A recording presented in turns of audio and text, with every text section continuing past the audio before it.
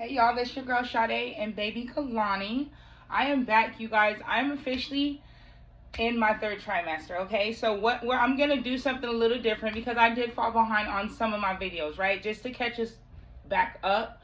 We're gonna go through of course the introduction, and then we're gonna talk about baby Kalani.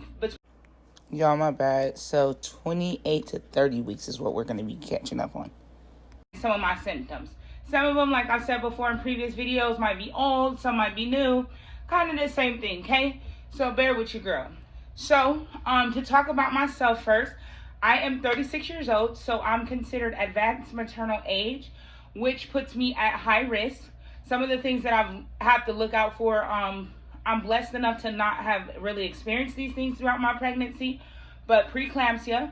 If you go and you check out some of my other videos, you'll be able to see kind of like what are some of the symptoms, some of the things that I had to look out for.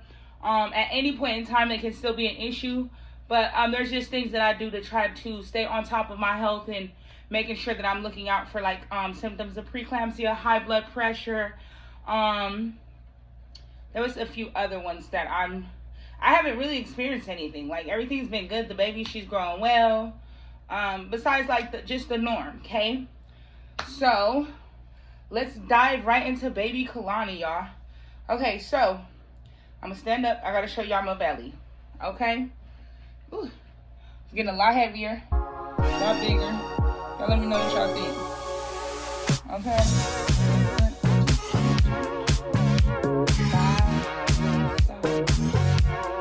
Okay, so let me get to it.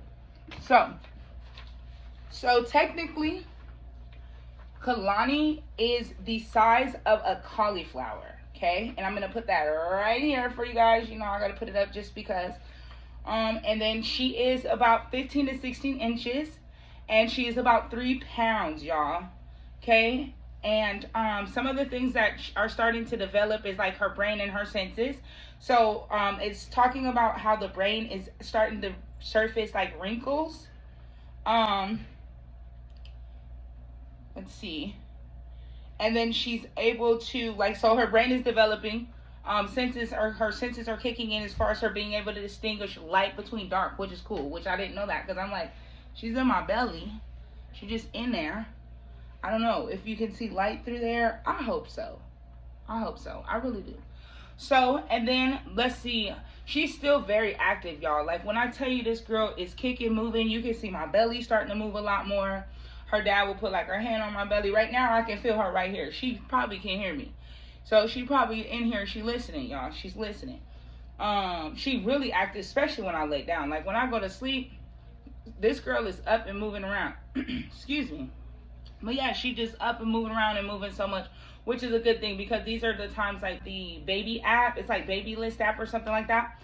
And I'm able to track her kick movements and stuff like that. This is around the time between 30 to 40 weeks where you want to keep track of the kicking and the movements and stuff like that, just to make sure baby is fine and stuff, right?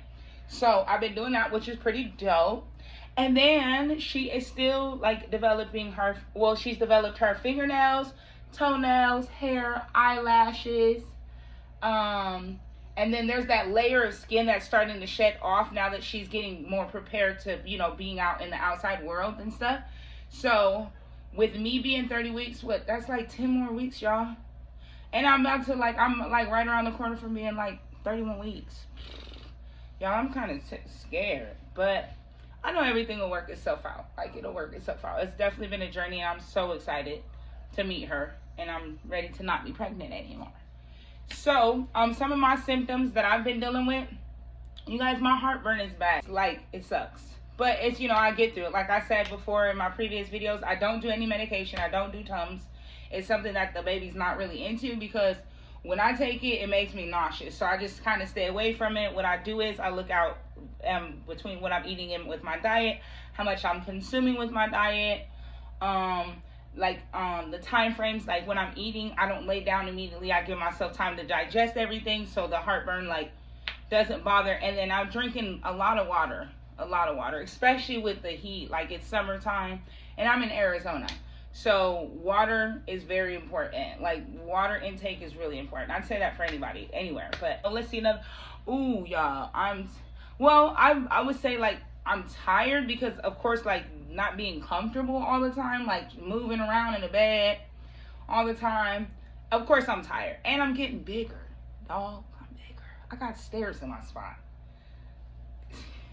Y'all don't even know how hard it is to get up those stairs, bro. But I make it happen because that's a bit of my workout. That's what I'm saying. So, you know, you get fatigued again. It's like that tiredness like that you kind of feel at the beginning. You know, it kind of reverts back to that for me. And then Braxton Hicks, y'all, I've been feeling them. Okay? And it's like this pressure too sometimes that I feel within like my vaginal area. Let's just talk about it, right? It's that pressure. Because as the baby grows, as she, prepares herself, like, the body is preparing itself for, like, birth. You know, even though I am, just so everyone knows, I am having a C-section.